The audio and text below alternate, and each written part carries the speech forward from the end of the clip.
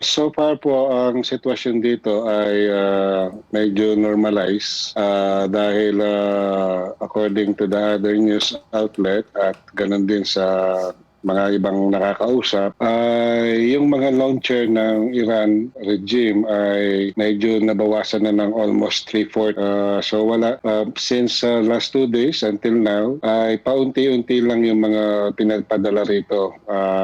Dito sa Jerusalem ay medyo yung sinasabi namin na parang kinikiliti lang, pero most of the rockets, they targeted Tel Aviv because nandun yung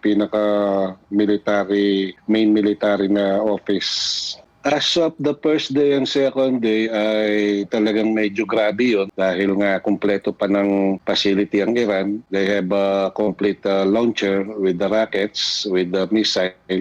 Yung first and second day ay talagang medyo nakaka-upset yung sitwasyon dahil after 15 minutes, nandiyan na naman yung sirens.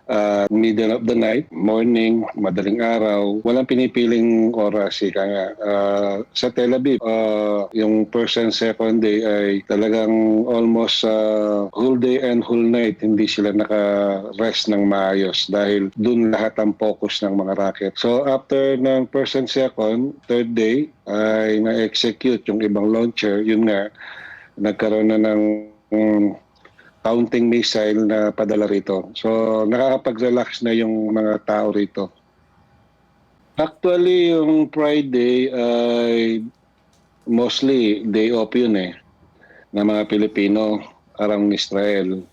Friday, Saturday. Ang unang atake kasi ay Saturday, I think, morning. Inatake ng Israel yung Iran. Then nag-retaliate pa yung Iran medyo hapon pa. So most of the Filipino workers na nasa mga bahay, nasa holiday talaga, day off. Yung Friday, Saturday, and Sunday. But before that, ang embassy ay nagkaroon kami ng Zoom meeting Thursday. Before the attack, nagkaroon ng briefing. Walang nakakaalam kung kailan talaga yung sisiklab. But it's a good thing. Nagkaroon kami ng mga briefing at nag-disseminate sila ng mga kailangan gawin. At ganoon din yung mga inactivate na yung crisis management dito, yung mga tulad nung sakaling talagang lumala yung gulo, meron in-spread dito sa Jerusalem, in-spread ko na yung kailangang informasyon in case worst to case yung level 4 na sinasabi na mandatory. At nakalagay na doon yung mga designated areas na pwedeng i-pick up yung mga kababayan natin to evacuate. About po sa repatriation, ay kami meeting lang namin kanina, gaya na ng na-text ko dun sa kaibigan. I don't think na-inform ko sa inyo kanina. Nagkaroon kami ng Zoom meeting with the Secretary Hans Hakdak and other official ng OWA.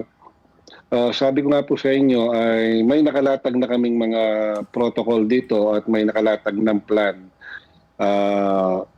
Bali, inaayos na lang nila yung kung paano i-execute. Kung idadaan ba sila ng Egypt.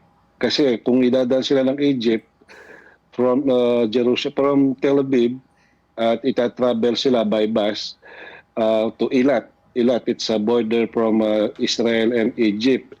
From Tel Aviv to Eilat, it takes 460 kilometers. It takes 5 hours long drive by bus or 5 to 6 hours. But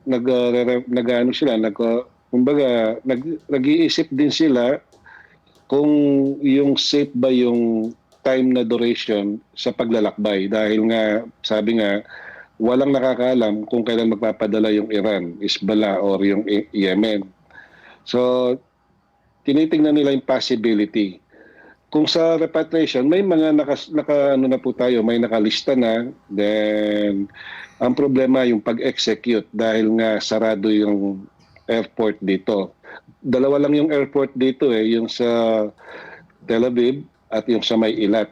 Kaya lang, non-accessible sila ngayon dahil sarado. Close airspace ang Israel talaga. So kaya nga na yun, nag-iisip sila by Egypt. But the problem, yung nga travel time ng bus. Kung safe ba yung time na travel na yun. Okay po. Kumbaga parang masyado pong risky pa kung tutuusin sa ngayon po, Sir Mark. Napaka-risky kasi let's say magbigay ako ng example ng size ng pinaka-ballistic missile nila. Nagre-range siya ng average na haba na 15 to 18 meters. I-times 3 mo sa feet yun. So it takes around nasa 50 feet yun. Ang diameter nun, 1.5 meters. So kung yun ay makalusot, marami talagang pipinsalain yun.